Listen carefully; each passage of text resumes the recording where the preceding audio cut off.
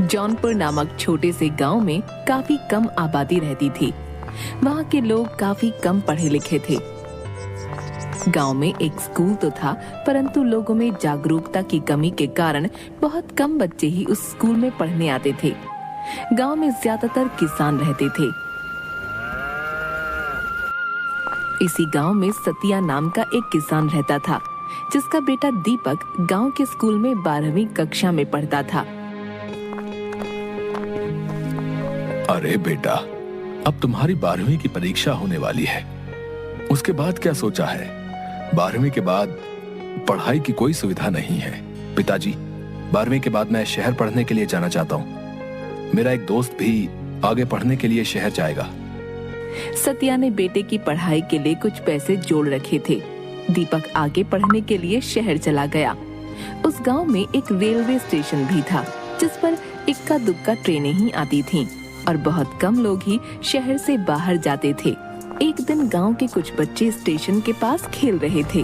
तभी स्टेशन पर ट्रेन आकर रुकी और कुछ देर में रवाना हो गई। वो बच्चे ट्रेन जाने के बाद आपस में बात करने लगे। अरे भीमा कहाँ गायब हो गया? अभी तो वो हमारे साथ ही खेल रहा था, बस बॉल लेने ट्रेन की पटरी की तरफ गया। काफी देर खोजने के बाद भीमा नहीं मिलता। भीमा के माँ बाप बहुत परेशान होते हैं। अरे मेरा बच्चा कहाँ चला गया? वो तो आराम से सभी दोस्तों के साथ स्टेशन के पास खेल रहा था, तो आखिर वहाँ से कहाँ गायब हो गया? तभी उसके साथ खेल रहे बच्चों में से एक बताता है, हम लोग सब स्टेशन के पास ही खेल रहे थे, तभी अचानक ट्रेन आकर स्टेशन पर रुकी। इतने में भीमा गेंद लेने के लिए पटरी की तरफ भागा, फिर न जाने क्या हुआ, वो वापस ही नहीं आया। ट्रेन तो 5 मिनट बाद वहाँ से रवाना हो गई, पर भीमा कहीं नहीं मिला। सारा गांव उस बच्चे को ढूंढकर परेशान हो जाता है, पर वो कहीं नहीं मिलता। इसी तरह कुछ दिनों बाद एक और बच्चा स्टेशन के पास से ही गायब हो जाता है। गांव भर में इस बात की चर्चा होने लगी। अरे भैया, ये सब क्या हो रहा है? ऐसे बच्चों का गायब होना चिंता का विषय है। आखिर स्टेशन के पास खेलते हुए बच्चों में से ही कोई गायब क्यों होता है भाई? और जब वहाँ ट्रेन आती है, उसी के बाद दोनों बच्चे गायब हुए, यानी कि इन बच्चों के गायब होने में उस रहस्यमयी ट्रेन का ही हाथ है।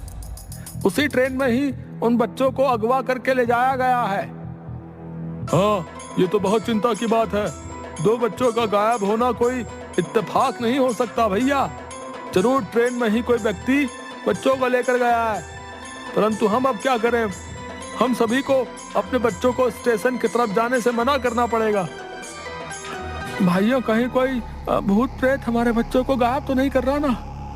अरे भाई, अब तुम और मत डराओ हमें। हाँ, वैसे ही गांव वाले सब के सब डरे पड़े हैं। गांव के हर घर में इस बात की चर्चा हो रही थी। सतिया के कान में भी ये बात पड़ी। तब उसे भी समझ नहीं आया कि ये सब क्या माजरा है। लोगों ने स्टेशन की तरफ जाना डर के मारे छोड़ दिया। दीपक शहर से छुट्टियों में कुछ दिन के लिए गांव में रहने आया। उसने भी गांव वालों से और अपने पिता से बच्चों के रहस्यमयी तरीके से गायब होने का किस्सा सुना। अरे भाई, मैं ये क्या सुन रहा हूँ? गांव से 2 बच्चे किस तरह स्टेशन के पास से गायब हो गए? हमें इस बात की तह तक जाना चाहिए, वरना तो डर के मारे कोई स्टेशन की तरफ जा ही नहीं पाएगा। हाँ भाई, हमें जरूर कुछ करना चाहिए, लेकिन कुछ लोग इसे भूत प्रेत का साया भी बता रहे हैं। क्या यार, तू भी पढ़ा लिखा होकर किन बातों में विश्वास कर रहा है? माजरा कुछ और है। 2 बच्चों में से एक बच्चा मेरे दोस्त का छोटा भाई था। उन लोगों का दुख मुझसे देखा नहीं गया। कुछ दिनों बाद ही स्टेशन से कुछ दूर खेत में कुछ बच्चे खेल रहे थे। उसमें से भी एक बच्चा उसी तरह गायब हो गया, और वो भी बिल्कुल ट्रेन के स्टेशन आने के समय के आसपास ही। अब तो गांव वालों को चिंता सताने लगी। सभी ने बैठकर ये तय किया, अब तो हमें इस बारे में कुछ ना कुछ करना पड़ेगा भैया, वरना हमारे गांव से बच्चे इसी तरह गायब होते रहेंगे। आखिर ट्रेन आने के समय पर ही बच्चे गायब क्यों होते हैं? हमें इस बात का पता लगाना ही पड़ेगा। दीपक, तुम पढ़े लिखे हो और समझदार भी हो। तुम अपने दोस्त के साथ मिलकर इस काम में हमारी मदद कर सकते हो। दीपक और उसका दोस्त काफी सोच विचार करते हैं और एक प्लान बनाते हैं। इस बात का पता लगाने के लिए हमें उस